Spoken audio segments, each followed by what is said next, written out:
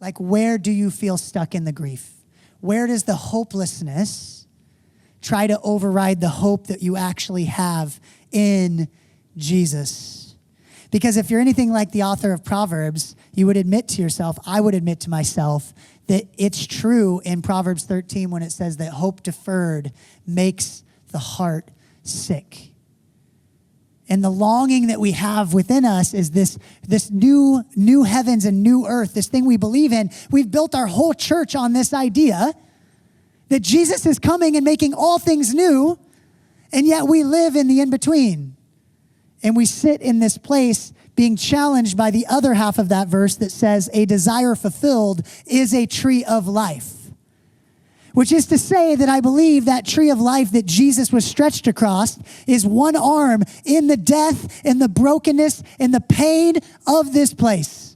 And at the same time, stretched wide into the future and the hope, the already and the not yet that is to come. That Jesus is in fact returning, but the challenge of grief is living in the death in the meantime.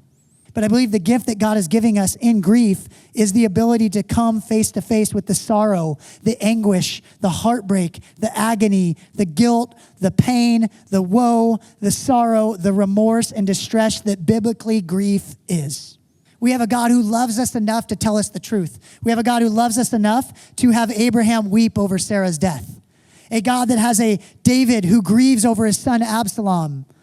We have a God who Jesus himself wept at Lazarus' tomb. And do you realize that Jesus could have kept Lazarus from dying in the first place? And instead, as the pastor cliche preaches, the shortest verse in all of the Bible, because it's probably the thing we most need to digest, is that Jesus wept.